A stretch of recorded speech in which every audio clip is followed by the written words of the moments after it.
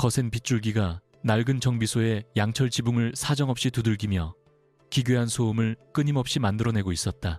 강서윤은 기름때가 깊게 배어든 작업복을 입은 채 분해된 엔진의 부속들을 만지작거리며 창밖의 칠흑 같은 어둠을 무심한 눈빛으로 응시했다.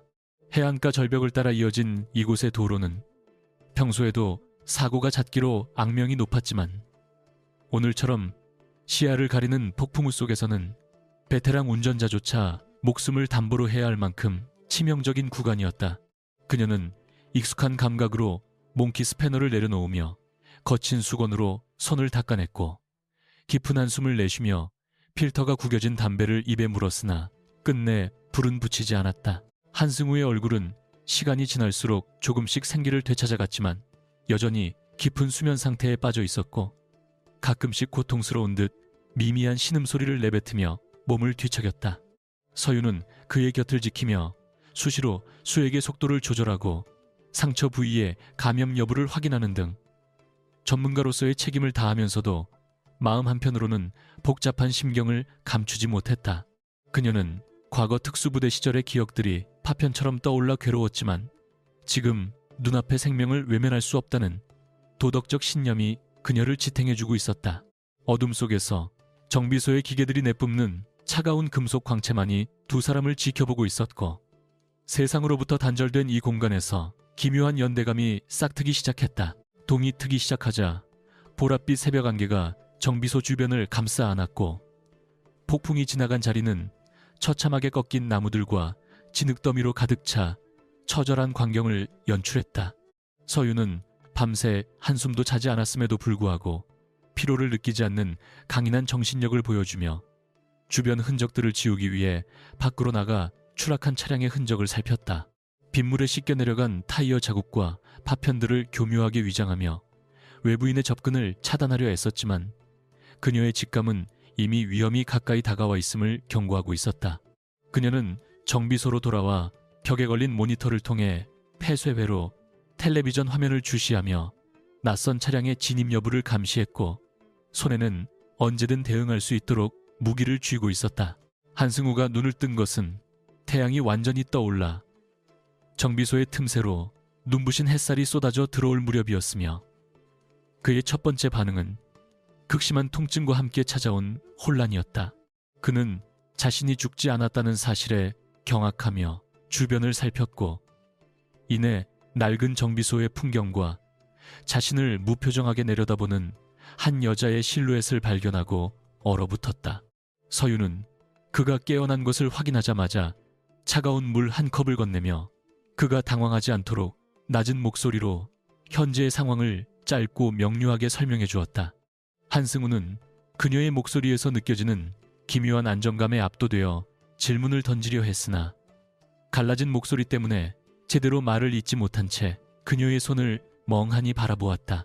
서윤은 그가 무리하게 몸을 움직이려 하자 어깨를 강하게 눌러 제지하며 상처가 터질 수 있으니 가만히 있으라는 엄중한 경고를 날리고 다시 체온을 측정했다.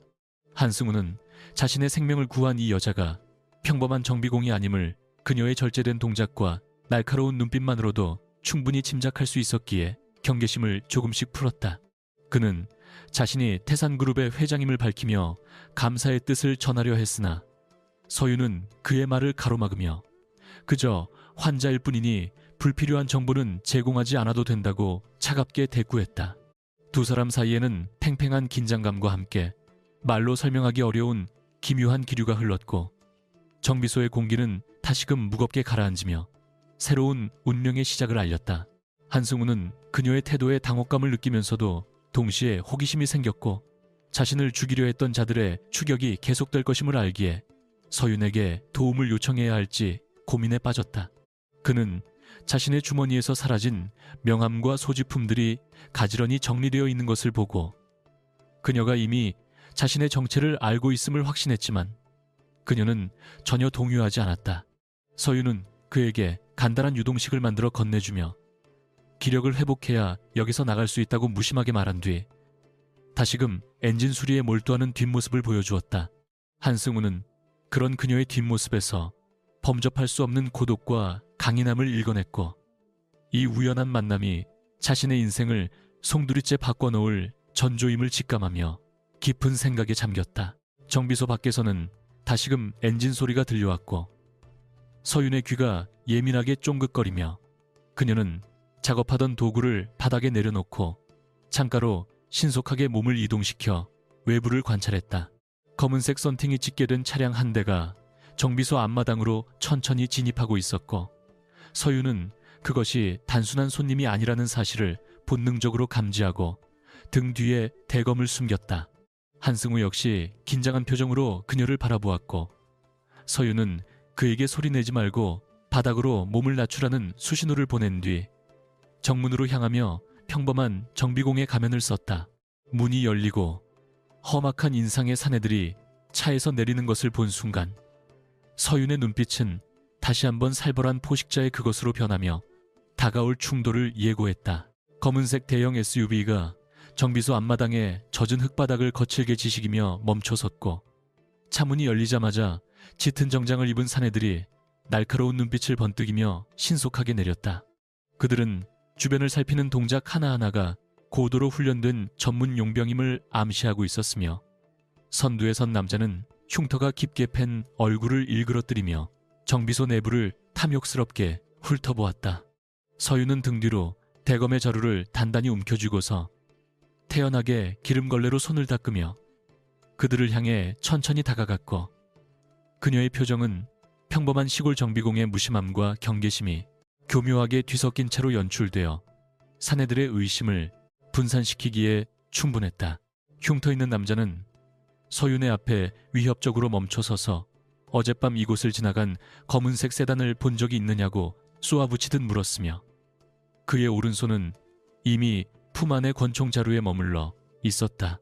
서윤은 빗줄기 때문에 아무것도 보이지 않았다고 짧게 대답하며 시선을 피했으나 사내들은 정비소 바닥에 묻은 희미한 핏자국을 발견하고는 순식간에 살기를 뿜어내며 그녀를 포위하기 시작했다. 긴장감이 최고조에 달한 순간 정비소 내부에서는 부상당한 한승우의 신음소리가 아주 작게 새어나왔고 사내들은 거침없이 문을 박차고 들어가려 했으나 서윤의 신속한 발차기가 리더의 가슴을 먼저 강타하며 무거운 정적을 깨뜨렸다. 서윤의 움직임은 마치 잘 짜인 정밀기계처럼 정교하고 치명적이었으며 그녀는 첫 번째 타격을 가함과 동시에 품 안에서 대검을 뽑아 휘둘러 사내의 허벅지를 깊게 찔러 순식간에 무력화시켰다. 나머지 3명의 사내들이 일제히 무기를 꺼내들며 달려들었지만 서윤은 정비소의 복잡한 구조물과 무거운 공구들을 방패 삼아 그들의 공격을 유연하게 흘려보내며 급소만을 정확히 타격하여 반격했다. 그녀의 눈에는 과거 전장을 누비던 사신과 같은 차가운 광채가 서려 있었고 단 한 번의 헛손질도 허용하지 않는 극도의 효율성으로 적들을 하나둘씩 차가운 바닥으로 쓰러뜨려 나가며 공간 전체를 완전히 지배하기 시작했다.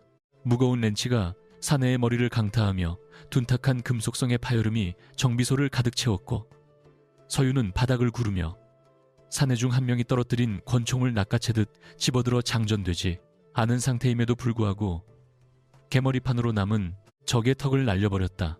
순식간에 4명의 사내들이 피를 흘리며 쓰러졌고 정비소 내부는 다시금 정적 속에 무거운 호흡 소리만이 감돌았으나 서윤은 결코 방심하지 않고 쓰러진 자들의 모든 무기를 회수하여 구석으로 던져버렸다. 그녀는 자신의 작업복에 튄 적들의 핏방울을 무심하게 닦아내며 안쪽 침대에 누워 이 잔혹한 광경을 직접 목격하고 경악에 빠진 한승우를 향해 천천히 고개를 돌려 얼음처럼 차가운 시선을 던졌다. 그녀의 감각은 평범한 민간인과는 차원이 다른 영역에 머물러 있었으며 아주 미세한 소음조차 놓치지 않는 예리함을 유지하고 있었다. 빗소리 사이로 들려오는 육중한 금속의 파열음과 비명 같은 타이어 마찰음이 정적을 깨뜨리자 서윤의 눈빛이 순식간에 차갑게 가라앉으며 전투적인 광채를 띠기 시작했다. 그것은 단순한 교통사고의 소리가 아니라 무거운 차량이 중심을 잃고 낭떠러지로 추락하며 나무들을 짓뭉개는 파괴적인 진동이었기에 그녀는 본능적으로 몸을 움직였다. 서윤은 구석에 놓여있던 낡은 구급 상자와 다목적 나이프를 챙겨들고 폭풍우가 몰아치는 외부를 향해 주저없이 발걸음을 내디디며 어둠 속으로 몸을 던졌다. 한승우는 방금 자신의 눈앞에서 벌어진 믿기 힘든 광경에 숨을 죽인 채 서윤을 바라보았고, 그녀가 단순히 자신을 치료해준 은인이 아니라 평범한 인간의 경계를 넘어선 존재임을 뼈저리게 실감하며 깊은 전율을 느꼈다. 그는 그녀의 작은 체구에서 뿜어져 나오는 압도적인 위압감에 눌려 입을 떼지 못했고, 서윤은 쓰러진 사내들의 소지품을 뒤져 무전기와 위성 전화기를 확보한 뒤 외부와의 연락, 수단을 차단하기 위해 그것들을 가차없이 부수어버렸다. 그녀는 한승우에게 다가가 상태를 점검하며 이제 이곳도 더 이상 안전하지 않으니 즉시 이동해야 한다고 짧게 명령했고, 그의 눈동자에는 그녀에 대한 경외심과 의문이 복잡하게 얽히기 시작했다. 서윤은 한승우의 상처 부위를 다시 한번 단단히 고정하고 그를 부축하여 일으켜 세웠으며, 그의 무거운 몸을 지탱하면서도 흐트러짐 없는 자세를 유지하며 정비소 뒷문에 주차된 낡은 지프차로 그를 안내했다. 한승우는 고통으로 인해 안색이 창백해졌음에도 불구하고 자신을 구하기 위해 망설임 없이 폭력의 세계로 뛰어든 이 여자의 정체가 무엇인지 묻고 싶었지만, 서윤의 냉정한 옆얼굴을 보는 순간 질문을 삼킬 수밖에 없었다. 그녀는 지프차에 시동을 걸며 백미러를 통해 정비소 주변에 추가적인 추격자가 있는지 예리하게 살폈고, 엔진의 굉음과 함께 두 사람은 피비린내 나는 현장을 뒤로 한 채 안개 자욱한 숲길로 빠르게 사라져갔다. 차 안의 공기는 무겁고 차가웠으며, 한승우는 옆자리에서 운전대를 잡고 있는 서윤의 손등에 새겨진 작은 흉터들을 발견하고 그녀가 살아온 거친 삶의 흔적들을 어렴풋이 짐작하며 묘한 동질감과 연민을 동시에 느꼈다. 그는 태산그룹의 수장으로서 수많은 인재와 경호원들을 거느려왔지만 서윤처럼 오직 자신의 실력만으로 죽음의 문턱에서 상대를 압도하는 인간은 단 한 번도 본 적이 없었기에 호기심은 더욱 커져만 갔다. 서윤은 도로 위를 질주하면서도 끊임없이 주변 지형을 이용하여 흔적을 지우는 치밀함을 보였고, 한승우는 그녀의 보살핌 속에서 비로소 자신이 처한 절망적인 상황 속에서도 한 줄기 희망을 발견하고 안도의 한숨을 내쉬었다. 서윤은 한승우의 시선을 느끼면서도 전방만을 주시한 채 왜 당신 같은 거물이 이런 시골 구석에서 죽을 뻔했는지 묻지 않았고, 다만 그가 가진 권력이 불러온 비극이 자신에게까지 번진 것에 대해 내심 불쾌한 감정을 억누르고 있었다.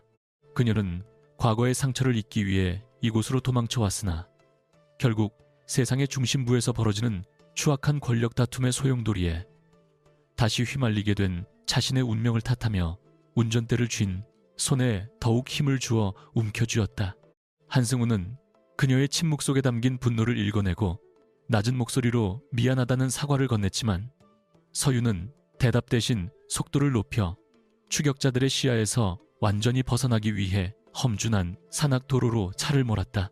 산 정상 부근에 버려진 사냥꾼 오두막에 도착한 서윤은 차를 은폐하고 한승우를 안으로 대피시킨 뒤 주변에 부비 트랩을 설치하여 외부인의 접근을 완벽히 차단하는 전문가다운 면모를 다시 한번 과시하며 그를 안심시켰다. 낡은 목조 가옥 내부의 서늘한 기운 속에서 두 사람은 마주 앉게 되었고, 한승우는 더 이상 자신의 정체를 숨기는 것이 의미 없음을 깨닫고 태산그룹 내부에서 벌어진 배신과 음모에 대해 천천히 입을 열기 시작했다. 서윤은 그의 이야기를 들으면서도 무심한 척 총기를 점검하고 있었지만, 그녀의 머릿속에서는 이미 한승우를 노리는 자들의 규모와 배후를 분석하며 다음 단계의 전략을 구상하는 치밀한 계산이 빠르게 진행되고 있었다. 한승우는 자신의 사촌 형제인 한진호가 부친의 유언장을 조작하고 자신을 제거하기 위해 국제적인 킬러 조직을 고용했다는 충격적인 사실을 털어놓으며 분노로 떨리는 손을 감추지 못했고, 서윤은 그의 고통을 묵묵히 지켜보았다. 그녀는 권력의 속성이 얼마나 잔인한지 누구보다 잘 알고 있었기에 한승우의 처지에 깊이 공감하면서도 감정에 휘둘리지 않으려 애썼으며, 냉정한 어조로 그가 다시 서울로 돌아가기 위해서는 단순한 행운 이상의 전략이 필요하다고 조언했다. 한승우는 그녀의 단호한 태도에서 강력한 지도력을 발견하고 자신이 가진 모든 자원과 부를 약속할 테니 끝까지 자신을 도와달라고 간곡히 부탁하며 그녀의 차가운 손을 조심스럽게 부여잡았다. 서유는 한승우의 제안을 단칼에 거절하려 했으나 그의 진실한 눈빛과 그가 언급한 배우 세력의 이름 중에서 과거 자신의 부대원을 죽음으로 몰아넣었던 용병 회사의 이름이 나오자 순간적으로 표정이 일그러지며 강한 살기를 뿜어냈다. 그것은 단순한 우연이 아니었으며 운명은 그녀를 다시 전장으로 불러내기 위해 한승우라는 인물을 그녀의 앞에 던져놓은 것임을 깨달은 서유는 결국 고개를 끄덕이며 이번 한 번만 힘을 보태겠다고 약속했다. 두 사람의 계약은 피와 복수라는 공통된 목적 아래 성립되었고 오두막의 어둠 속에서 타오르는 작은 촛불처럼 그들의 반격은 이제 막 시작되려 하고 있었으며 서윤의 심장은 잊고 있었던 전투의 열기로 뜨거워졌다. 밤이 깊어지자 오두막 주변은 기괴한 산짐승들의 울음소리로 가득 찼지만 서윤과 한승우는 서로의 존재를 의지하며 짧은 휴식을 취했고 그 시간 동안 두 사람 사이에 보이지 않는 벽은 조금씩 허물어지며 묘한 신뢰 관계가 형성되었다. 한승우는 서윤이 잠든 줄 알고 그녀의 지친 얼굴을 물끄러미 바라보다가 그녀가 겪었을 수많은 고통과 외로움을 짐작하며 자신이 반드시 그녀를 지켜주겠노라 다짐했지만 정작 서윤은 어둠 속에서도 눈을 감지 않은 채 외부의 소리에 집중하고 있었다. 그녀는 누군가에게 보호받는 삶을 살아본 적이 없었기에 한승우의 그런 다짐이 생경하게 느껴졌으나 싫지만은 않은 기분으로 밤하늘의 별들을 바라보며 다가올 서울에서의 사투를 차분하게 준비했다. 다음 날 아침 서윤은 한승우를 데리고 산을 내려와 미리 준비해둔 위장용 차량으로 갈아탄 뒤 본격적으로 서울 도심을 향해 이동하기 시작했으며 그녀는 이미 머릿속에 한진호의 본거지를 타격할 수 있는 여러 갈래의 침투, 경로를 그려두었다. 이동하는 내내 서윤은 한승우에게 기본적인 방어술과 위급 상황 시의 대처 요령을 교육했고 한승우는 그녀의 가르침을 스펀지처럼 흡수하며 평범한 CEO에서 승부사로 변모해가는 과정을 겪으며 자신의 내면에 잠재된 강인함을 발견했다. 도로 위의 표지판들이 서울까지의 거리를 좁혀갈수록 두 사람의 긴장감은 극도로 고조되었고 서윤은 마지막으로 자신의 권총을 장전하며 이제부터는 돌이킬 수 없는 전쟁이 시작될 것임을 선포하듯 엑셀을 강하게 밟았다.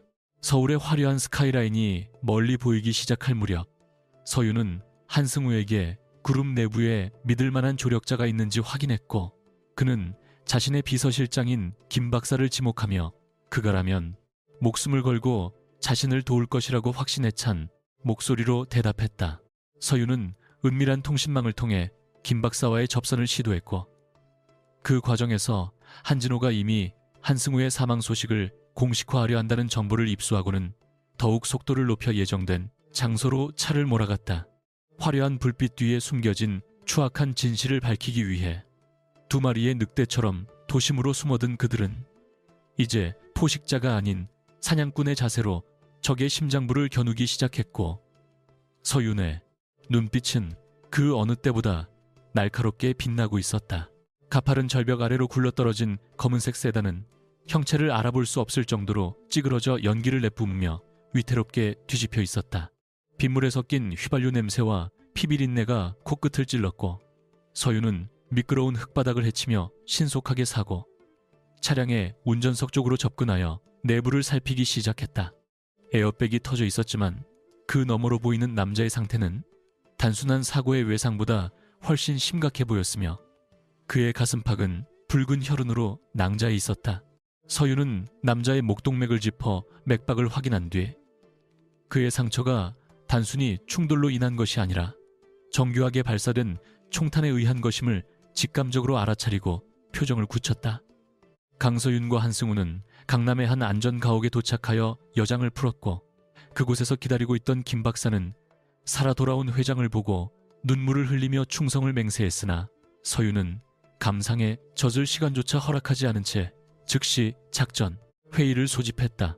그녀는 화이트보드에 태산그룹 본사의 도면을 그려넣으며 한진호의 경호체계와 취약점을 분석했고, 그 모습은 마치 대규모 작전을 지휘하는 야전 사령관과도 같아 김 박사와 한승우를 다시 한번 놀라게 만들었다. 복수는 차갑게 식혀서 먹어야 제맛이라는 격언처럼 서유는 가장 화려한 순간에 한진호를 나락으로 떨어뜨릴 정교한 덫을 놓기 시작했고, 그들의 계획은 이제 거대한 톱니바퀴처럼 맞물려 돌아가기 시작했다. 서울의 안전가옥으로 스며든 새벽빛은 정비소의 거친 공기와는 사뭇 다른 차가운 도시의 냄새를 머금고 있었으며, 강서윤은 창가에 서서 낮게 깔린 안개 사이로 보이는 고층 빌딩들을 무심하게 바라보았다. 그녀의 손에는 여전히 잘 닦인 권총 한 자루가 쥐어져 있었고, 등 뒤에서 들려오는 한승우의 규칙적인 호흡 소리는 그가 서서히 기력을 회복하고 있음을 알리는 유일한 신호였기에 그녀는 잠시 긴장을 늦추지 않은 채 어둠을 응시했다. 은신처 내부의 적막함은 곧 다가올 거대한 폭풍을 예고하는 듯 기묘한 무게감을 형성하고 있었으며, 서유는 자신의 평온했던 일상이 이 화려한 콘크리트 미로 속으로 영구히 사라져버렸음을 직감하며 쓴 웃음을 지어 보였다. 침대에서 몸을 일으킨 한승우는 여전히 통증이 가시지 않은 복부를 움켜쥐며 서윤의 뒷모습을 바라보았고, 그녀가 뿜어내는 고독한 전사의 분위기에 압도되어 잠시 동안 말을 건네지 못한 채 깊은 상념에 잠겼다. 그는 대한민국 최고의 기업인 태산그룹의 회장으로서 수많은 사람을 부려왔지만 이토록 자신을 지배하는 듯한 위압감을 가진 존재는 처음이었기에 그녀에게 제안할 자신의 마지막 승부수가 과연 통할지 확신할 수 없었다. 승우는 마른 침을 삼키며 서윤에게 다가가 태산의 미래와 자신의 목숨이 걸린 이번 주주총회를 막아야 한다고 호소했으며, 그녀가 없이는 그곳에 도달하기 전에 다시 한번 암살자들의 표적이 될 것임을 직감하고 있었다. 승우는 자신의 사촌인 한진호가 단순한 경영권 찬탈을 넘어 그룹 전체를 범죄 조직의 자금 세탁 창구로 이용하려 한다는 충격적인 사실을 폭로하며 서윤의 정의감에 호소하려 애썼지만 그녀의 반응은 예상보다 훨씬 차갑고 냉정했다. 서윤은 그에게 자신은 이미 죽은 사람이나 다름없는 유령일 뿐이며 타인의 권력 투쟁에 끼어들어 피를 묻히는 일에는 전혀 관심이 없다고 단호하게 선을 그으며 창문을 닫고 방을 나가려 했다. 하지만 승우는 포기하지 않고 그녀를 향해 당신이 가진 그 압도적인 무력이 진정으로 가치 있게 쓰일 곳은 이곳이라며 외쳤고, 그 목소리에는 절망과 간절함이 뒤섞여 좁은 거실에 공기를 뜨겁게 달구었다. 그때 거실 한쪽에서 노트북을 두드리고 있던 김 박사가 긴박한 표정으로 서윤을 불러 세웠고, 그가 내민 화면에는 한진호가 고용한 민간 군사기업의 문양과 주요 간부들의 명단이 어지럽게 나열돼 있어 그녀의 발길을 붙잡았다. 서윤의 눈동자가 순식간에 차갑게 얼어붙으며 화면 속 특정 인물의 사진을 고정했는데, 그는 과거 중동 파병 당시 그녀의 소대원들을 배신하여 몰살시키고 호련히 사라졌던 용병 대장 블랙 이글이었다.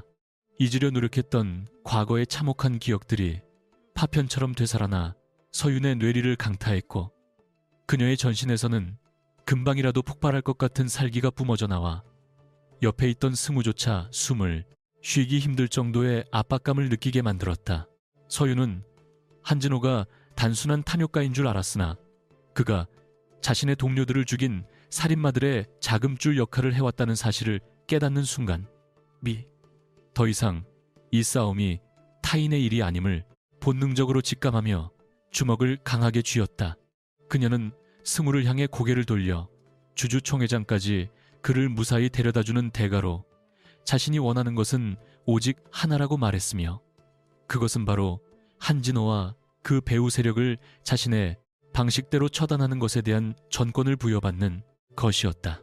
승우는 그녀의 눈에서 번뜩이는 복수심을 읽어냈고, 그것이 자신을 살릴 유일한 기회임을 알았기에 망설임 없이 그녀의 손을 잡으며 모든 권한을 위임하겠다는 서약을 말로 내뱉으며 결연한 표정을 지었다.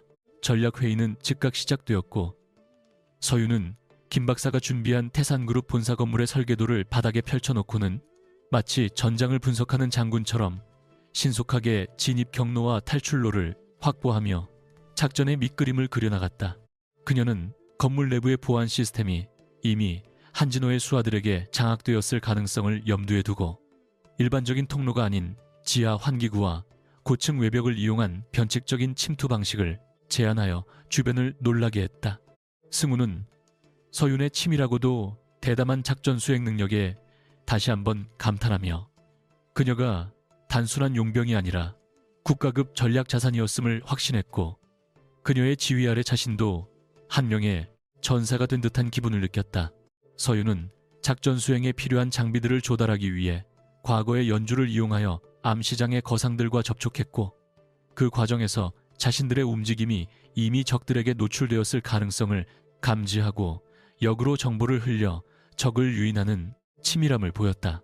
그녀는 승우에게 자신의 곁을 떠나지 말 것을 명령하며 만약의 사태를 대비해 그의 수트 안감에 소형 위치 추적기와 특수 제작된 방탄재를 삽입하는 등 완벽한 보호 체계를 구축하는 데 주저함이 없었다.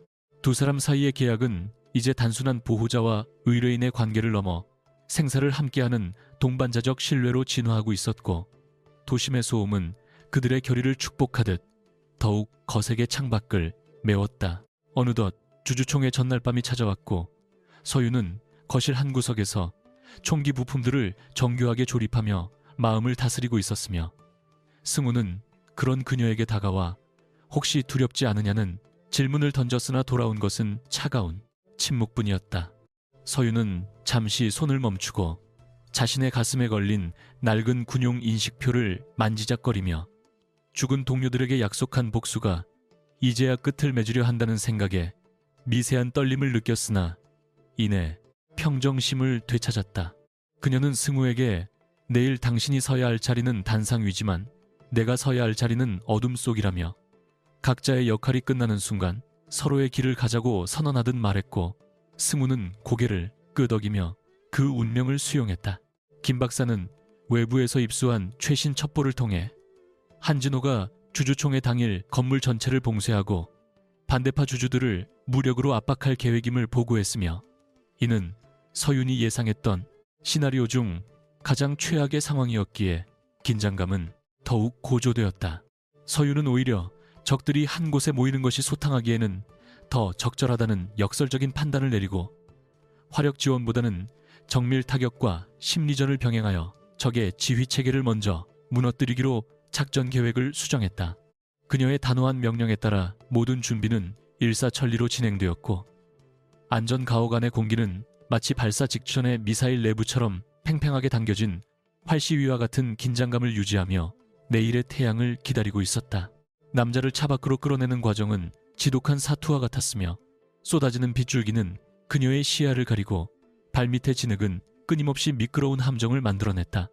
하지만 서윤은 특수부대 시절 익혔던 구급 전술을 발휘하여 남자의 척추를 보호하며 조심스럽게 그를 차체 밖으로 견인하는 데 성공했고 그의 의식이 소실되지 않도록 끊임없이 말을 걸었다.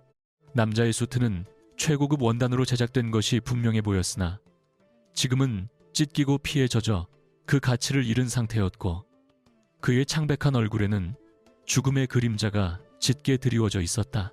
그녀는 남자를 등에 들쳐업고 가파른 언덕을 기어오르며 자신의 폐가 터질 듯한 고통을 견뎌내고 마침내 정비소의 차가운 바닥에 그를 내려놓았다. 새벽 4시 서윤은 거울 앞에 서서 검은색 전술 수트를 착용하고 머리를 낮게 묶으며 자신의 정체성을 정비공에서 복수의 화신으로 완전히 전환했고 그녀의 허리춤에는 다목적 단검과 소음기가 장착된 권총이 은밀하게 자리를 잡았다. 승우 역시 최고급 수트를 입고 정갈하게 차려입었으나 그 안에는 서윤이 준 치명적인 무기들이 숨겨져 있었기에 그는 평소의 온화한 CEO가 아닌 단호한 군주의 기운을 내뿜으며 전장에 나설 준비를 마쳤다. 김 박사는 떨리는 손으로 차량에 시동을 걸었고 세 사람은 운명의 장소인 태산타워를 향해 출발했으며 도로 위의 가로등 불빛들은 그들의 비장한 각오를 비추듯 차창 밖으로 빠르게 스쳐 지나가며 사라졌다. 태산타워로 향하는 차 안에서 서유는 마지막으로 무전 상태를 점검하며 승우에게 어떤 상황에서도 자신의 목소리에만 집중하라고 당부했고, 그녀의 목소리는 마치 깊은 숲속의 맹수처럼 낮고 위험이 있어 승우의 불안감을 씻어주었다. 승우는 그녀의 옆모습을 보며 자신이 이 여자를 만난 것이 우연이 아니라 어쩌면 무너져가는 자신의 정의를 다시 세우기 위해 신이 보내준 마지막 기회일지도 모른다는 생각을 하며 마음을 굳게 먹었다. 차는 도심의 한복판을 가로질러 거대한 위용을 자랑하는 태산타워의 지하 주차장으로 조용히 진입했고, 그곳에는 이미 한진호의 사주를 받은 무장 경비원들이 살벌한 경계태세를 갖춘 채 그들을 기다리고 있었다. 서유는 차가 멈추기도 전에 문을 박차고 나가 눈앞의 경비원들을 순식간에 제압했고, 그녀의 움직임은 비현실적일 만큼 빠르고 간결하여 적들은 비명조차 지르지 못한 채 바닥으로 고꾸라지며 통로를 열어주어야만 했다.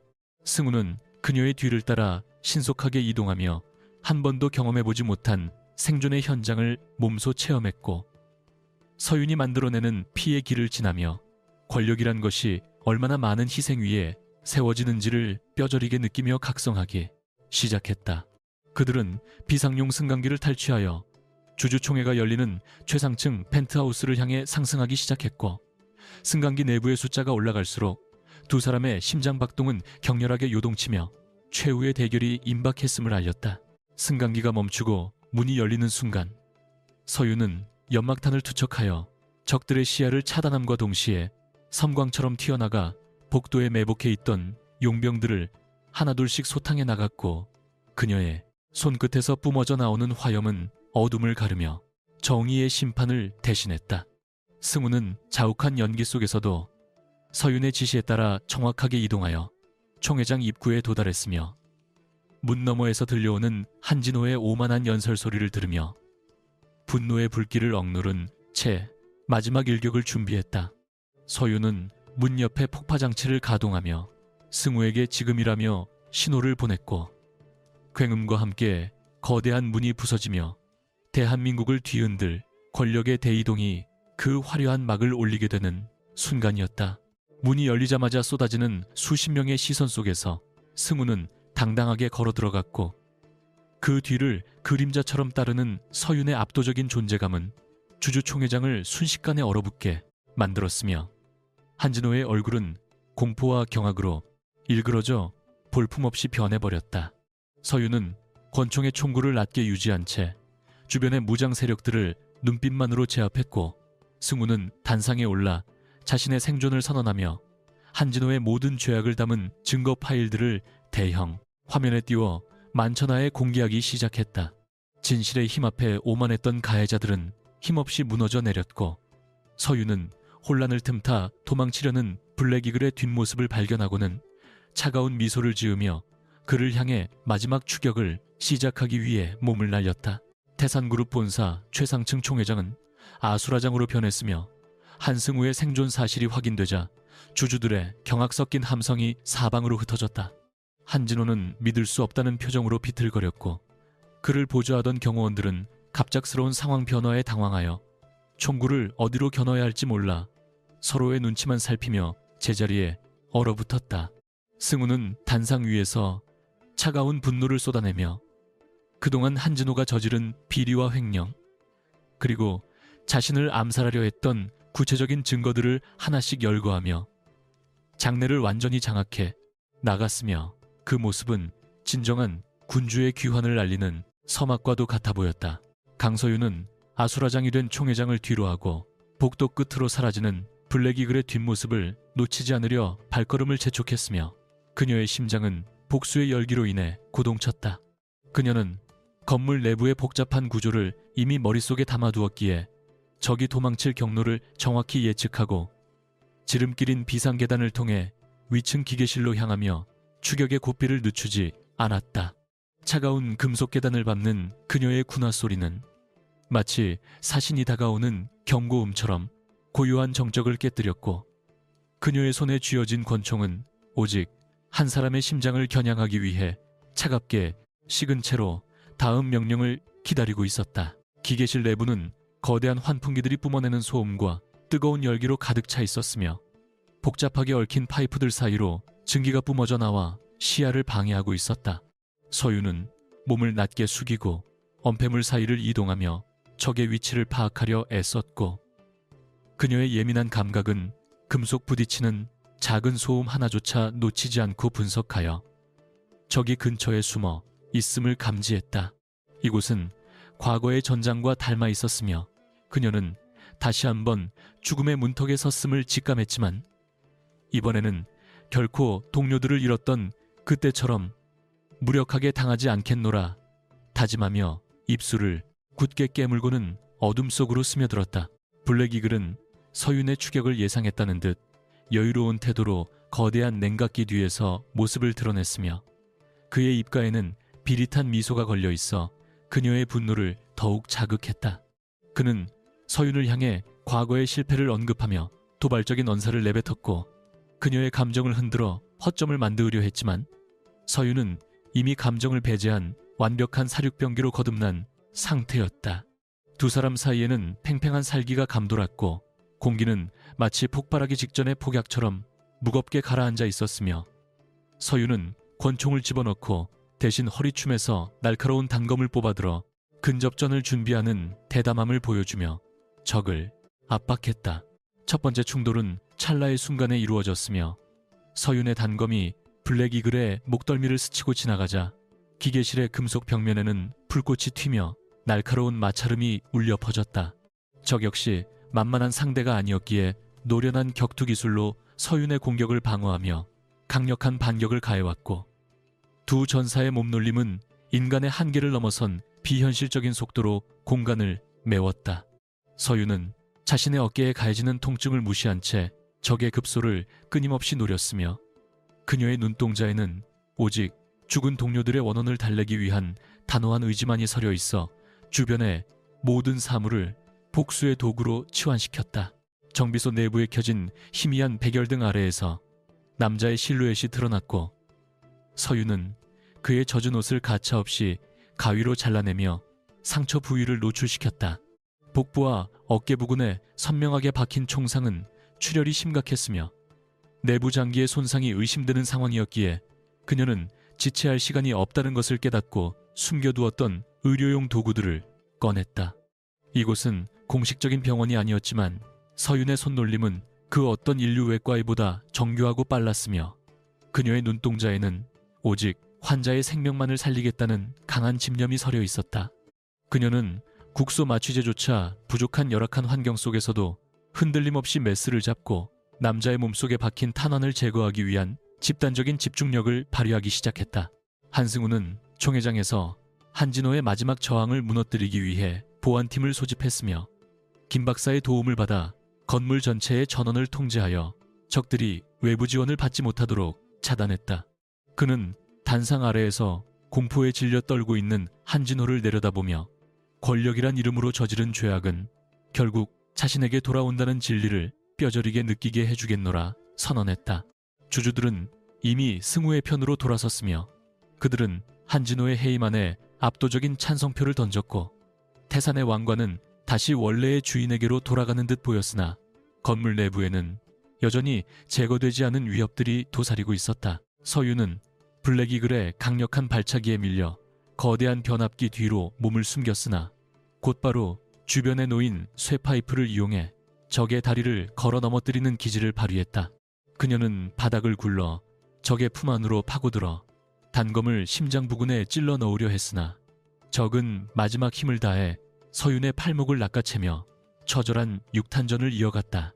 두 사람의 거친 호흡 소리가 기계음과 뒤섞여 기묘한 불협화음을 만들어냈고 서윤은 자신의 머리 위로 떨어지는 증기 파이프를 피해 몸을 날리며 적의 사각지대를 확보하기 위해 고군분투하며 승기를 잡기 위한 마지막 기회를 엿보고 있었다. 그 순간 블랙 이글은 품 안에서 소형 기폭 장치를 꺼내들며 함께 죽자고 위협했으며 그의 눈에는 광기 어린 집착이 서려 있어 상황은 걷잡을 수 없는 파국으로 치닫기 시작했다. 서윤은 당황하지 않고 주변의 고압 전선을 단검으로 절단하여 적의 발밑으로 던졌고 강한 전류가 흐르는 바닥 위에서 적이 비틀거리는 틈을 타 그의 손목을 정확히 타격했다. 기폭장치가 바닥으로 떨어지자마자 서윤은 적의 목을 감아쥐고 벽면으로 밀어붙였으며 그녀의 차가운 목소리는 지옥에서 돌아온 복수기에 그것처럼 낮고 위험있게 기계실 내부를 가득 채우며 적의 영혼을 잠식했다.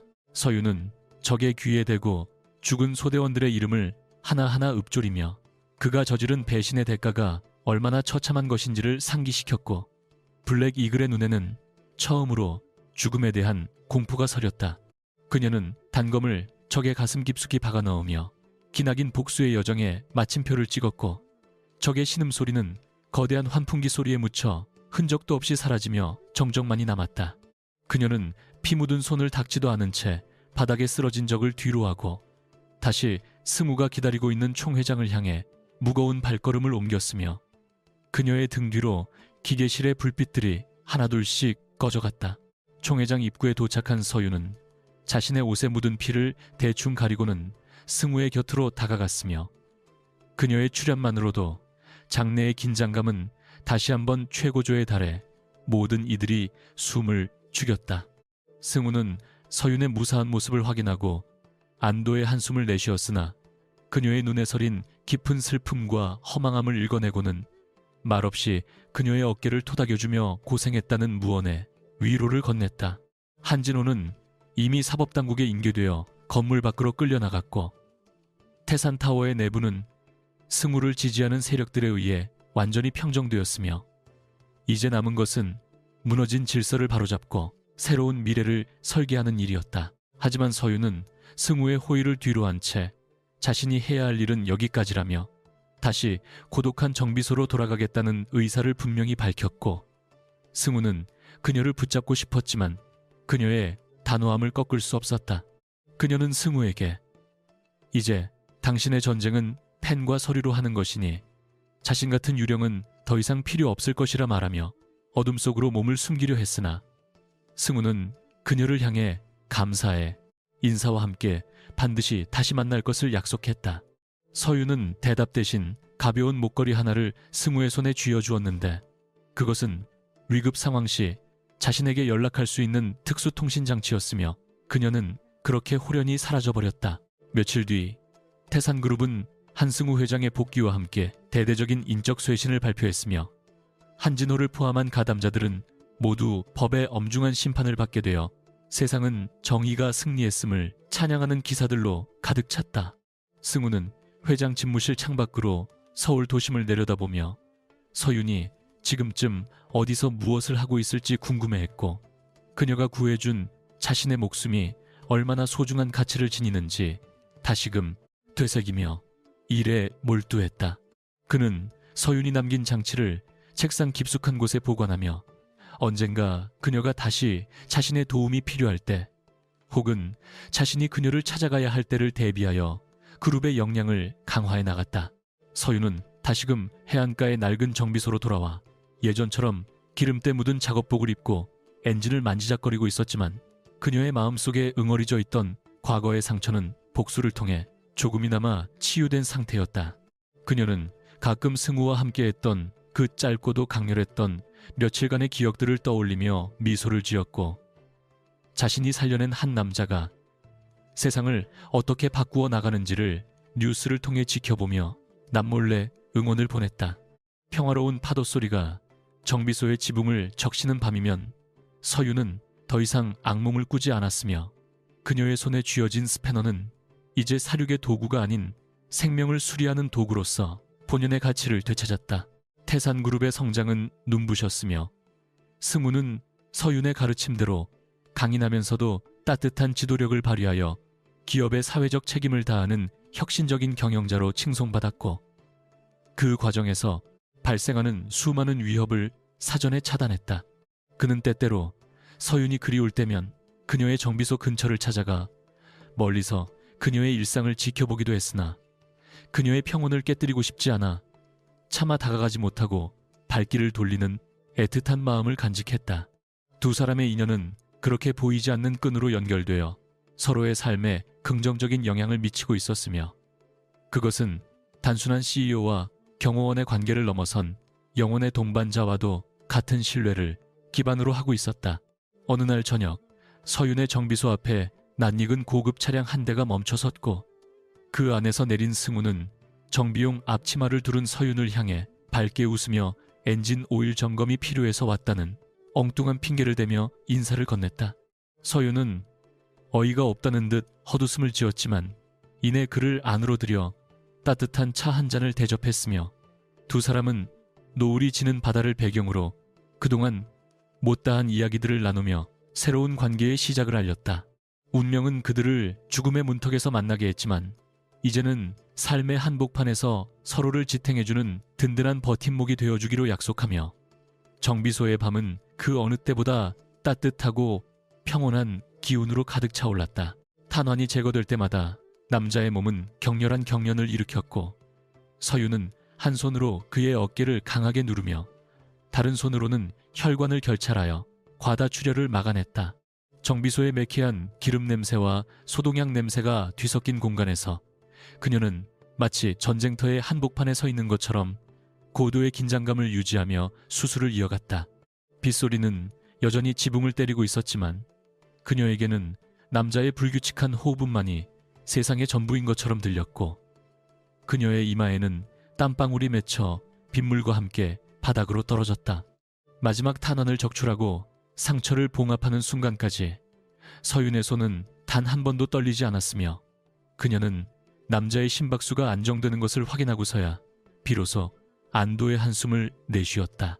화려한 조명이 쏟아지는 서울 시내 최고급 호텔의 그랜드 볼룸은 대한민국 내로라 하는 정재계 인사들로 가득 찼으며 입구에는 수많은 취재진이 몰려들어 태산그룹의 미래를 결정지을 운명의 밤을 기록하기 위해 카메라, 셔터를 쉴 새 없이 눌러대고 있었다. 한진호는 구속영장이 기각된 지 불과 하루 만에 보석으로 풀려나와 보란 듯이 이 화려한 자선 파티를 주최하며 자신의 건재함을 과시하려 했고 그의 얼굴에는 법망을 비웃는 오만함이 가득 서려 주변 사람들의 찬사를 즐기는 모습이었다. 그는 샴페인 잔을 높이 들어올리며 한승우의 실종과 유고 가능성을 암시하는 거짓된 애도사를 준비하며 권력의 정점에 서기 위한 마지막 연출을 치밀하게 계산하고 있었으며 사방에는 그가 고용한 사설 경비원들이 살벌한 경계를 늦추지 않은 채 배치되어 있었다. 강서윤은 평소에 기름때 묻은 작업복 대신 신체를 부드럽게 감싸는 우아한 검은색 이브닝 드레스를 입고 있었으나 그 치맛자락 안쪽에는 여전히 치명적인 단검과 소형 권총이 은밀하게 숨겨져 있어 그녀의 정체성이 무엇인지 상기시켜 주었다. 그녀는 화려한 분장과 보석으로 치장하여 누구도 그녀를 시골 정비소의 정비공이나 전직 특수요원으로 의심하지 못하게 만들었으며 날카로운 눈빛은 드레스 뒤에 감춘 채 연회장, 구석구석의 보안 사각지대를 예리하게 훑고 있었다. 승우는 그녀의 팔을 다정하게 에스코트하며 천천히 행사장 안으로 발을 들였고 두 사람의 등장은 마치 잘 짜인 연극의 주인공들이 무대 위에 올라서는 것처럼 주변의 시선을 단숨에 사로잡으며 장내의 소음을 일순간에 멈추게 만드는 압도적인 힘이 있었다. 한승우가 멀쩡한 모습으로 나타나자 한진호의 얼굴은 순식간에 흑빛으로 변하며 쥐고 있던 샴페인 잔이 바닥으로 떨어져 날카로운 파편을 뿌렸고 연회장에는 물을 끼얹은 듯한 정적이 흘러 분위기는 급격히 냉각되기 시작했다. 죽은 줄로만 알았던 주인이 돌아오자 그에게 빌부터 권력을 탐하던 무리들은 당황하여 어쩔 줄 몰라 했으며 승우는 그런 그들을 비웃듯 당당하게 단상을 향해 걸어가 한진호의 바로 앞에 서서 차가운 눈빛으로 응수했다. 서윤은 그의 등 뒤에서 그림자처럼 서서 한진호가 고용한 용병들의 위치를 실시간으로 파악하고 있었으며 만약의 사태를 대비해 손가락 끝을 허벅지 안쪽의 무기 근처에 위치시킨 채 폭풍 전야와 같은 긴장감을 유지하며 주변을 압도했다. 한진호는 애써 침착함을 유지하려 노력하며 승우에게 살아 돌아온 것을 환영한다는 가식적인 인사를 건넸지만 그의 떨리는 목소리와 충혈된 눈동자는 이미 그가 막다른 골목에 다다랐음을 만천하에 증명하고 있었다.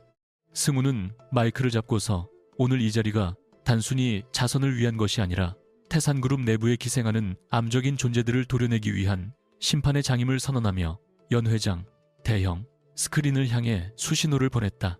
화면에는 한진호가 해외 유령 회사를 통해 자금을 세탁하고 용병 기업인 블랙 이글과 암살 계약을 맺은 이메일 전문과 실시간 녹취 파일들이 하나둘씩 선명하게 떠오르기 시작하자 연 회장은 경악과 비난의 함성으로 가득 차 무너져 내리기 시작했다. 비밀스럽게 감춰졌던 추악한 진실들이 대중 앞에 적나라하게 드러나자 한진호의 지지자들은 급격히 무너졌으며 그를 옹호하던 언론사와 정치인들조차 등을 돌려 그를 비난하는 대열에 합류하는 진풍경이 벌어졌다. 서윤은 혼란을 틈타 무기를 꺼내려는 한진호의 최측근 경호원에게 다가가 눈치채지 못할 속도로 그의 손목을 꺾어 무력화시킨 뒤 조용히 귓가에 경고를 날려 그가 섣부른 행동을 하지 못하도록 완벽하게 제압했다.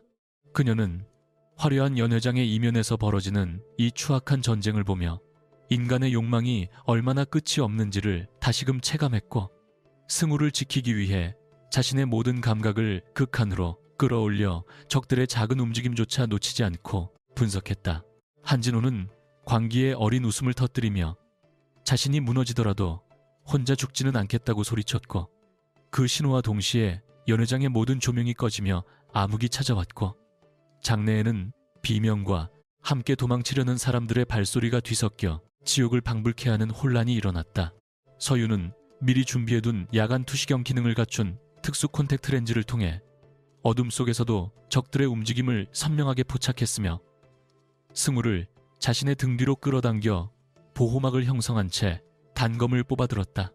어둠 속에서 소음기가 장착된 권총 소리가 몇 차례 들려왔지만 서윤은 소리의 근원지를 정확히 파악하여 단 한 번의 투검으로 적의 어깨를 관통시켰으며 그녀의 움직임은 마치 칠흑 같은 밤의 사냥꾼처럼 빠르고 은밀했다. 연회장 외부에서 대기하고 있던 한진호의 정예 용병 부대가 유리창을 깨고 진입하며 화력을 퍼붓기 시작하자 서윤은 근처의 대형 테이블을 발로 차서 방패막이를 만들고 승우를 그런 용병 부대가 뒤에 숨긴 뒤 본격적인 반격을 준비했다. 그녀는 화려한 드레스를 과감하게 찢어 활동성을 확보하고는 바닥에 떨어진 자동 소총을 낚아채 정밀 사격을 가하며 적들의 진입을 저지했고 그녀의 정확한 사격 솜씨에 용병들은 엄폐물 뒤로 숨어들며 당혹감을 감추지 못했다. 승우는 공포 속에서도 서윤의 침착한 지휘에 따라 낮은 자세를 유지하며 자신이 할 수 있는 유일한 일인 증거 데이터의 실시간 전송을 계속하며 이 전쟁을 사회적으로 완벽하게 끝내기 위한 마지막 버튼을 눌렀다. 조명이 다시 깜빡이며 켜졌을 때 연 회장은 이미 부서진 가구와 파편들로 가득 차 있었고 서윤의 발치에는 제압당한 적들이 신음하며 널브러져 있었으며 그녀의 뺨에는 옅은 상처에서 흘러나온 선혈이 묻어 기묘한 아름다움을 자아냈다. 한진호는 자신의 마지막 카드가 실패했음을 깨닫고 연 회장 뒤편의 비상구를 통해 도주하려 했으나 서윤이 던진 작은 금속 조각에 다리가 걸려 바닥으로 볼품없이 고꾸라지며 추한 모습을 드러냈다. 승우는 천천히 그에게 다가가 권력이란 것은 지키는 자의 품격에서 나오는 것이지 뺏는 자의 욕심에서 나오는 것이 아님을 일갈하며 그의 가슴에 달린 태산그룹의 배지를 직접 떼어내어 바닥에 던져버리는 단호함을 보였다. 하지만 한진호는 도주하는 척하며 숨겨두었던 무전기로 외부에 대기 중인 잔존 병력에게 최후의 자폭 명령을 내렸고 건물 지하에 설치된 폭발물들이 작동하기 시작했다는 경고음이 서윤의 수신기에 날카롭게 울려 퍼졌다. 서윤은 지체할 시간이 없음을 깨닫고 승우의 손을 강하게 잡아 끌며 옥상에 대기 중인 헬기 착륙장으로 향하는 전용 승강기로 몸을 던졌으며 그녀의 머릿속에는 오직 이 남자를 살려야 한다는 일념만이 가득 차 다른 위험은 안중에도 없었다. 건물이 미세하게 흔들리기 시작하며 벽면에는 균열이 생겼고 패닉에 빠진 사람들을 뒤로 한 채 두 사람은 생존을 향한 마지막 질주를 시작했으며 서윤의 심장은 폭탄의 카운트다운 소리에 맞춰 격렬하게 박동했다.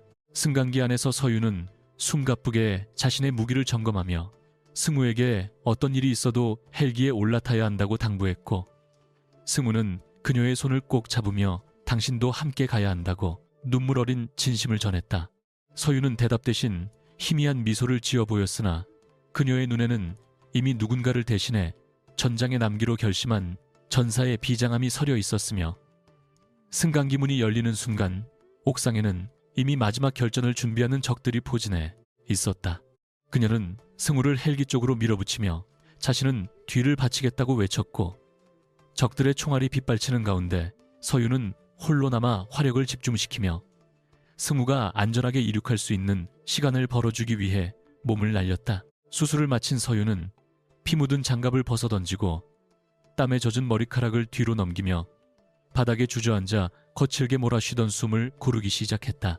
그녀의 시선은 침대 대용으로 사용 중인 간이 소파에 누워있는 남자에게 향했고, 그의 정교한 이목구비와 권위적인 분위기가 예사롭지 않음을 다시 한번 느꼈다. 이 남자가 누구인지, 왜 이런 외딴 곳에서 총격을 당하고 추락했는지에 대한 의문이 머릿속을 스쳤지만 서유는 그저 자신의 과거를 떠올리며 씁쓸한 미소를 지었다. 그녀는 다시는 메스를 잡지 않겠다고 맹세하며 이곳으로 숨어들었으나 결국 누군가의 생명을 구하는 본능만은 버리지 못했다는 사실에 묘한 자괴감과 안도감을 동시에 느끼고 있었다. 폭발의 충격으로 옥상 바닥이 크게 흔들리고 화염이 치솟는 가운데 서유는 불길 사이를 헤치며 적들을 하나둘씩 소탕해 나갔고, 그녀의 뒷모습은 타오르는 저녁 노을과 겹쳐져 마치 신화 속의 전쟁 여신처럼 숭고하게 보였다.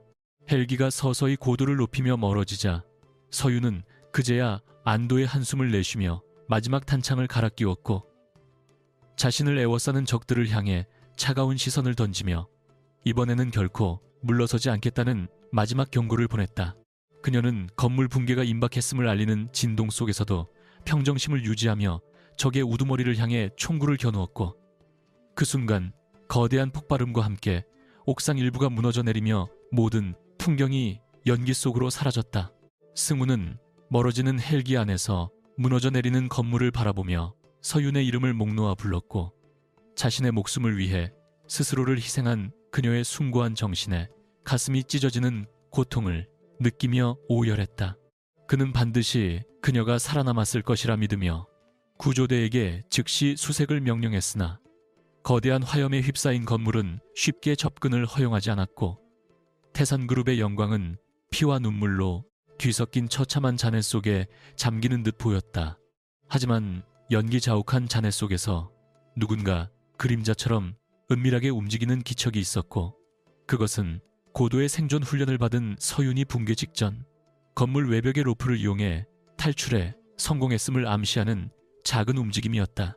서윤은 전신에 타박상을 입고 옷은 갈기갈기 찢긴 채로 건물 뒤편의 어두운 골목으로 몸을 숨겼으며, 승우가 안전하게 탈출했음을 확인하고는 조용히 피 묻은 입술을 닦아내며 어둠 속으로 스며들었다. 그녀는 자신의 임무가 끝났음을 직감했고, 이제는 다시 정비공의 자리로 돌아가기 위해 누구의 눈에도 띄지 않게 도심의 미로를 빠져나갔으며, 그녀의 뒤로는 경찰차의 사이렌 소리와 소방차의 굉음만이 멀어지고 있었다. 서울의 화려한 야경은 언제 그랬냐는 듯 다시 평온을 되찾아가고 있었지만, 그 밤은 누군가에게는 새로운 시작이었고 누군가에게는 영원한 몰락이었으며, 서윤에게는 지독했던 과거와의 작별을 의미하는 마침표와도 같았다. 다음날 아침 뉴스는 태산그룹 본사 건물의 폭발 사고와 한진호의 비참한 최후, 그리고 한승우 회장의 기적적인 생존과 복귀를 대대적으로 보도하며 대한민국 전체를 충격과 환희로 몰아넣었다. 사람들은 승우를 지킨 의문의 조력자에 대해 수많은 추측을 내놓았으나 서윤에 대한 정보는 그 어디에도 남아있지 않았고, 그녀는 다시 한번 세상에서 지워진 유령이 되어 평범한 일상을 향해 묵묵히 걸어갔다. 승우는 병상에서 일어나 가장 먼저 서윤을 찾았지만 그녀가 남긴 것은 오직 피 묻은 드레스 한 벌과 자신이 건네주었던 손수건뿐이었기에 그는 그녀가 다시는 자신 앞에 나타나지 않을 것임을 예감하고 깊은 상념에 빠졌다. 하지만 그는 포기하지 않고 자신의 권력을 동원하여 그녀의 행방을 조용히 수색하는 대신 그녀가 가장 원했던 평화로운 삶을 지켜주기 위해 보이지 않는 보호막을 쳐주기로 결심하며 자신만의 방식으로 사랑과 감사를 전하기로 했다. 그는 서윤의 정비소가 위치한 해안가 일대를 그룹의 자연보호구역으로 지정하여 외부인의 접근을 차단하고 그녀가 언제든 원할 때 다시 세상으로 나올 수 있도록 최고의 예우를 준비해두는 세심함을 보였다. 두 사람 사이의 거리는 멀어졌지만 서로를 향한 신뢰와 존경의 마음은 그 어느 때보다 단단해졌으며 그것은 거대한 부와 명예보다 훨씬 값진 생명의 유대감으로 승화되어 각자의 가슴 속에서 영원히 지지 않는 꽃으로 피어났다. 한진호는 이제 막다른 골목에 다다랐음을 직감하며 남은 비자금을 모두 털어 국제적인 용병 집단인 바이퍼즈를 고용했고 그들에게 한승우와 강서윤의 목을 가져오라는 잔혹한 명령을 내렸다. 서울 외곽에 버려진 폐공장에서 잠시 숨을 고르던 승우와 서윤은 정적 속의 감도는 기묘한 살기를 감지했으며 서윤은 본능적으로 권총의 안전장치를 풀고 승우에게 벽 너머로 몸을 낮추라고 낮은 목소리로 경고했다. 어둠 속에서 붉은 레이저 조준점들이 벽면을 훑기 시작하자 서윤의 눈빛은 차갑게 가라앉았고 그녀는 이미 자신의 감정을 완벽하게 통제하며 전투 모드로 전환하여 다가올 사륙에 시간을 차분하게 준비하기 시작했다. 폐공장에 무너진 천장 틈새로 스며든 달빛이 서윤의 차가운 단검날에 반사되어 번뜩였고 그녀는 적들의 진입 경로를 차단하기 위해 미리 설치해둔 소형 폭발물들의 작동 상태를 마지막으로 점검했다. 용병들은 고성능 야간 투시경과 열감지 장치를 활용하여 은밀하게 접근해왔지만 서윤은 공장의 열 전도율을 교묘하게 이용해 자신의 체온을 숨기는 노련함을 발휘하며 적들을 함정으로 유인하기 위한 치밀한 계산을 마쳤다. 승우는 품 안에 든 증거 하드디스크를 꽉 움켜쥔 채 그녀의 뒷모습을 바라보았으며 서윤이 보여주는 압도적인 전문성의 경외심을 느끼면서도 자신 때문에 그녀가 위험에 처했다는 자책감에 입술을 강하게 깨물며 떨리는 숨을 몰아쉬었다. 침입자들의 첫 번째 공격은 수류탄 투척과 함께 시작되었으며 고막을 찢는 듯한 굉음과 함께 공장 내부의 낡은 기계들이 파편으로 변해 사방으로 비산하며 지옥 같은 풍경을 연출했다. 서윤은 폭발의 충격을 이용해 몸을 날리며 공중에 뜬 상태에서 두 발의 정밀 사격을 가해 선두에 서 있던 적군 두 명의 미간을 정확히 꿰뚫었으며 그녀의 움직임은 비현실적일 만큼 빠르고 간결하여 적들에게 공포를 심어주었다. 연기 자욱한 공간 속에서 그녀는 승우의 옷깃을 잡아당겨 미리 확보해둔 지하 배수로 입구로 신속하게 안내했고 빗발치는 총탄 세례 속에서도 단 한 번의 머뭇거림 없이 전진하며 자신이 구축한 방어선을 철저히 사수했다.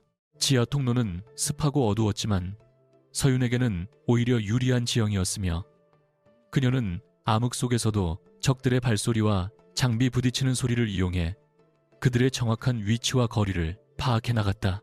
바이퍼즈의 리더는 예상치 못한 강력한 저항에 당황하여 화력을 집중하라는 명령을 내렸고 통로 벽면은 기관총 사격으로 인해 벌집처럼 변해가며 흙먼지가 승우의 눈을 따갑게 찔렀다.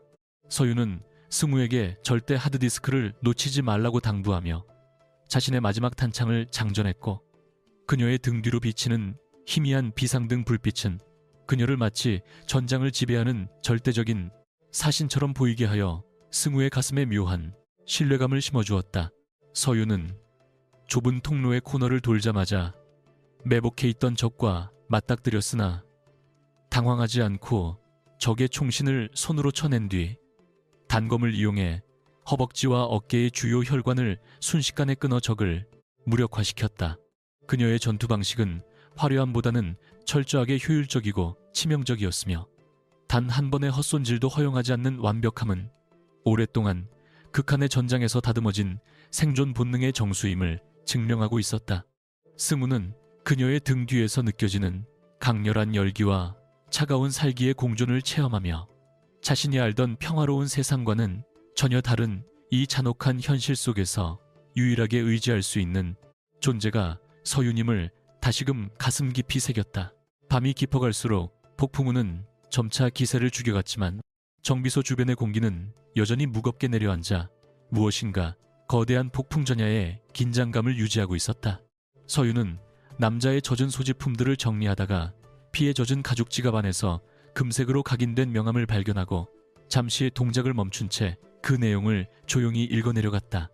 태산그룹 대표이사 한승우라는 글자가 그녀의 눈에 들어왔고 그것이 한국 재계 순위 상위권에 위치한 거대 기업의 수장임을 깨닫는 순간 서윤의 미간은 더욱 깊게 찌푸려졌다. 평범한 사고가 아님을 이미 짐작하고 있었지만 대한민국을 움직이는 거물의 목숨을 구했다는 사실은 그녀가 갈구하던 평온한 삶이 끝났음을 암시하는 불길한 신호와도 같았다. 갑자기 들려온 무전기의 날카로운 기계음과 함께 공장 전체가 거대한 진동에 휩싸였고 한진호의 잔존 세력들이 헬기를 이용해 공중에서 무차별 사격을 퍼붓기 시작하면서 상황은 걷잡을 수 없는 파국으로 치닫기 시작했다. 서유는 건물 붕괴가 임박했음을 직감하고 승우를 보호하기 위해 자신의 몸으로 그를 덮치듯 감싸 안았으며 무너져 내리는 콘크리트 잔해들 속에서도 그의 품에 든 하드디스크만은 안전하게 보호하려 애썼다. 그녀는 자욱한 먼지 속에서 길을 찾아내기 위해 피를 흘리는 이마를 닦아내며 승우의 손을 강하게 부여잡았고 이제는 후퇴가 아닌 정면 돌파만이 유일한 생존의 길임을 깨닫고 마지막 전의를 불태웠다. 서유는 연기 속에서 적들의 시야가 가려진 틈을 타서 공장 뒤편의 차량 적재 구역으로 이동했으며 그곳에 주차된 낡은 트럭 한 대를 발견하고는 신속하게 승우를 조수석에 밀어 넣고 시동을 걸었다. 헬기에서 발사된 미사일이 트럭 바로 옆 지면을 강타하며 흙더미가 폭발했지만 서유는 흔들림 없는 운전 솜씨로 미끄러운 진흙길을 박차고 나갔으며 적들의 추격 차량들이 뒤를 쫓기 시작하자 핸들을 꺾으며 대응 사격을 개시했다. 그녀의 눈에는 오직 목표 지점까지 승우를 안전하게 이송하겠다는 일념만이 가득했고 등 뒤로 쏟아지는 총탄 소리는 마치 배경음악처럼 그녀의 차가운 평정심 속에 녹아들어 전투의 긴장감을 더해주었다. 추격전은 서울 교외의 험준한 산악도로로 이어졌고 서유는 트럭의 무게중심을 이용해 뒤쫓아오던 적의 차량 한 대를 가드레일 밖으로 밀어내어 낭떠러지로 추락시키는 대담한 기동을 선보였다. 승우는 요동치는 차 안에서 하드디스크를 품에 안고 서윤의 옆얼굴을 바라보았으며 그녀의 뺨을 타고 흐르는 핏방울이 자신의 심장을 찌르는 듯한 통증으로 다가왔으나 그녀를 방해하지 않기 위해 입을 굳게 다물었다. 서윤은 미러를 통해 적의 대장이 탄 지프가 끈질기게 붙어오는 것을 확인하고는 도로변에 설치된 공사 구간의 가스통들을 겨냥해 정확히 사격하여 거대한 화염 장벽을 만들어 적의 앞길을 완벽히 차단했다. 화염 장벽 너머에서 들려오는 적들의 비명소리와 폭발음은 서윤에게 아무런 감흥을 주지 못했으며 그녀는 오직 승우의 안위만을 확인하며 조금 더 속도를 높여 서울 도심의 안전 구역으로 진입하기 위해 사력을 다했다. 그녀는 자신의 어깨를 관통한 유탄 파편의 고통을 무시한 채 핸들을 쥔 손에 힘을 주었고 승우는 그녀의 옷이 붉게 물들어가는 것을 보고 경악하며 자신의 셔츠를 찢어 그녀의 상처를 지혈하려 했으나 서유는 단호한 고갯짓으로 그를 제지하며 전방을 주시했다. 두 사람 사이에는 말로 다 할 수 없는 뜨거운 유대감과 슬픔이 교차하고 있었으며 운명은 그들에게 생존이라는 가혹한 시험을 마지막까지 강요하고 있었다. 도심 초입의 검문소 근처에 다다랐을 때 서유는 이미 과다 출혈로 인해 시야가 흐릿해지는 것을 느꼈지만 마지막 정신력을 쥐어짜 트럭을 안전하게 갓길에 세우고 승우에게 이제는 안전하니 혼자 가라고 힘겹게 속삭였다. 승우는 그녀를 두고 갈 수 없다며 눈물을 흘리며 거부했지만 서유는 그의 손에 하드디스크를 쥐어주며 이것이 죽은 내 동료들과 당신의 미래를 위한 마지막 열쇠라고 말하며 그를 차 밖으로 밀어내듯 재촉했다. 멀리서 경찰차의 사이렌 소리가 들려오기 시작하자 서유는 비로소 안심한 듯 핸들 위에 머리를 기댔고 승우는 절규하며 그녀의 이름을 불렀지만 그녀는 평온한 미소를 띠며 서서히 의식을 잃어갔다. 승우는 경찰과 의료진이 도착하자마자 서윤의 상태를 호소하며 그녀를 병원으로 이송하도록 지시했고, 자신은 끝까지 하드디스크를 품에서 놓지 않은 채 한진호의 완전한 몰락을 위한 마지막 발걸음을 옮기기 시작했다. 그는 병원으로 향하는 구급차의 뒷모습을 보며 반드시 그녀를 살려내겠다는 맹세를 했고, 자신의 모든 권력과 재력을 동원해 최고의 의료진을 대기시키는 등 그녀의 생환을 위해 할 굳수 있는 모든 조치를 취했다. 태산그룹의 법무팀과 검찰이 합류하며 한진호의 죄상은 낱낱이 밝혀졌고, 용병 집단 바이퍼즈는 국경수비대에 의해 괴멸되면서 이번 전쟁의 물리적 충돌은 비로소 막을 내리게 되는 순간이었다.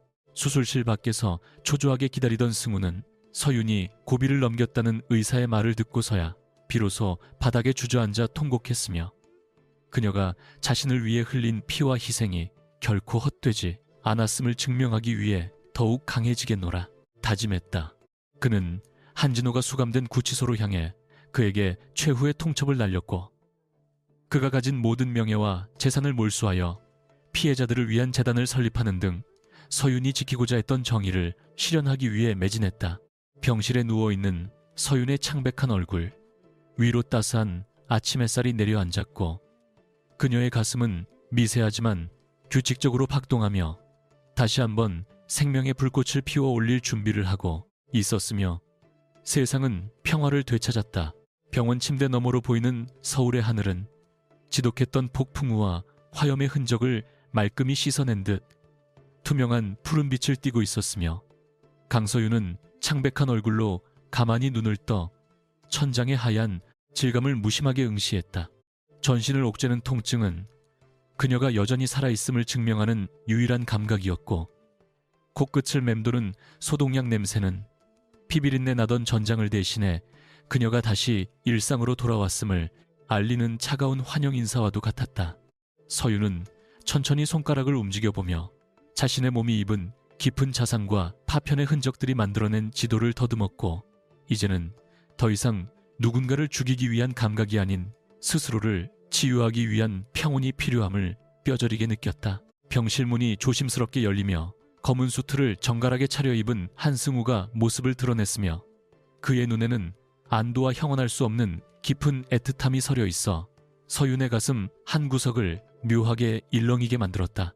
그는 그녀의 침대 곁으로 다가와 한참 동안 침묵을 지키다가 비로소 낮은 목소리로 감사의 인사를 건넸으며, 그가 내민 손에는 한진호의 구속 소식과 태산그룹의 정상화를 알리는 호외가 들려 있었다.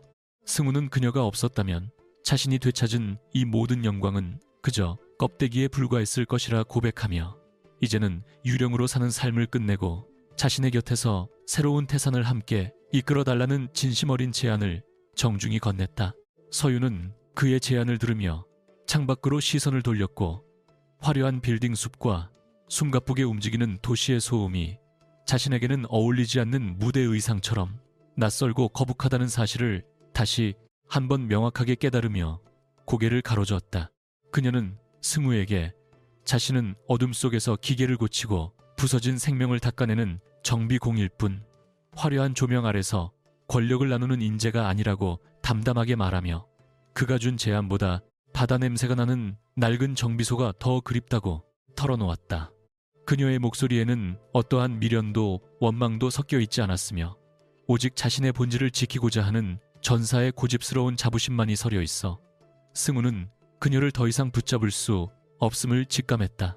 서윤은 창고 구석에서 낡은 담요를 가져와 한승우의 몸 위로 덮어주며 그의 체온이 떨어지지 않도록 세심하게 살핀 뒤 정비소 출입문의 잠금 장치를 다시 한번 확인했다. 그녀는 자신의 정체가 드러나는 것을 극도로 경계해왔기에 이 남자가 깨어난 이후의 상황들을 머릿속으로 시뮬레이션하며 최악의 시나리오에 대비하기 시작했다. 만약 그를 쫓던 무리들이 이곳까지 추적해 온다면 그녀는 다시 한번 피를 묻혀야 할 것이고, 그것은 평화롭던 은둔 생활의 완전한 종말을 의미하는 것이었다. 서윤은 어두운 구석에 놓여있는 자신의 낡은 군용 대검을 만지작거리며 밖에서 들려오는 작은 바람 소리에도 신경을 곤두세운 채 긴 밤을 지새울 준비를 마쳤다. 재판은 신속하고 엄중하게 진행되었으며 한진호와 그를 도왔던 부패한 세력들은 단 한 명의 예외도 없이 법의 심판대에 올라 자신들이 저지른 죄악의 무게만큼 무거운 형량을 선고받아 사회로부터 영구히 격리되는 운명을 맞이했다. 태산그룹은 한승우 회장의 강력한 혁신 아래 투명한 지배구조를 확립했고 서윤의 동료들이 목숨을 잃었던 과거의 사건들 역시 재조명되어 그들의 명예가 회복되는 기적이 일어나 서윤의 가슴 속에 맺혔던 앙금을 씻어주었다. 승우는 서윤이 떠나기 전 그녀의 통장에 천문학적인 보상금을 입금하려 했으나 그녀는 단호히 거절하며 다만 자신이 기르던 고양이와 낡은 공구들만 제자리로 돌려달라는 소박한 부탁만을 남긴 채 병원을 나섰다. 며칠 뒤 서윤은 다시 해안가 절벽 끝에 위치한 자신의 낡은 정비소 앞에 섰으며 폭풍에 무너졌던 지붕은 어느새 승우가 보낸 기술자들에 의해 완벽하게 수리되어 있었고 마당에는 예전의 평화로운 파도 소리가 가득했다. 그녀는 기름때 묻은 앞치마를 다시 두르고 녹슨 엔진을 만지작거리며 비로소 자신의 심장 박동이 정상으로 돌아오는 안도감을 느꼈으며 손끝에 전해지는 금속의 차가운 질감이야말로 자신이 살아있음을 느끼는 가장 정직한 수단임을 재확인했다. 마을 사람들은 그녀가 잠시 여행을 다녀온 줄로만 알고 반갑게 인사를 건넸고 서윤은 그들의 소박한 환대 속에 녹아들며 자신이 지켜낸 이 평범한 일상이 얼마나 위대하고 소중한 것인지 깨달았다.